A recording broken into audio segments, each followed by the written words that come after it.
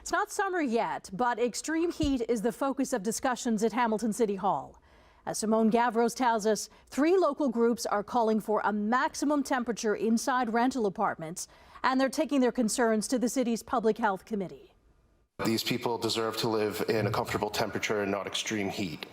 In Hamilton, 3 organizations are calling on the city to introduce a maximum heat bylaw for summer 2024. A member of a tenants advocate group says the new rule would apply to all rental housing units. We are asking for the creation of subsidized programs to assist with the cost of retrofitting older market rental housing stock to adapt to hotter summers. Currently, the city only has a minimum heat bylaw for tenants.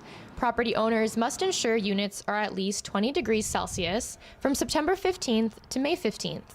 This proposed bylaw is similar, but it calls for a maximum indoor temperature of 26 degrees Celsius during the summer months. Extreme heat is a public health emergency.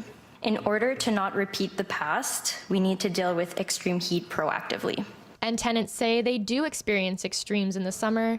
Some even avoid cooking. I can't use the stove all summer long because it just it heats up the apartment so much. Far too often on these hot nights, I do not sleep well, and this makes my next day very difficult. Although cooling centers are open during the warmer months, the coalition is calling for immediate action on providing temporary cooling inside apartments this summer. We need to think about access to window air conditioning, a small window air conditioning unit, as a fundamental human right. Blair Feltmate, head of the Intact Center on Climate Adaptation at the University of Waterloo, says that extreme heat is a big concern in Hamilton. Hamilton realizes about 16 to 18 days per summer where the temperature is greater than 30 degrees Celsius.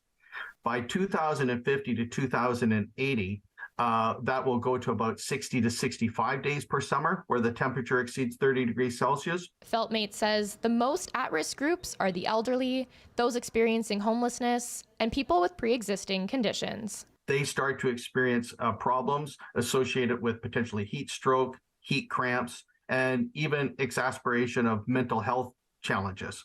So 26 degrees Celsius is where you start to see the negative effects of extreme heat start to kick in.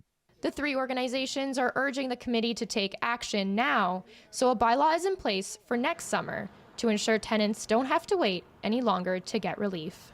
Simone Gavros, CHCH News, Hamilton.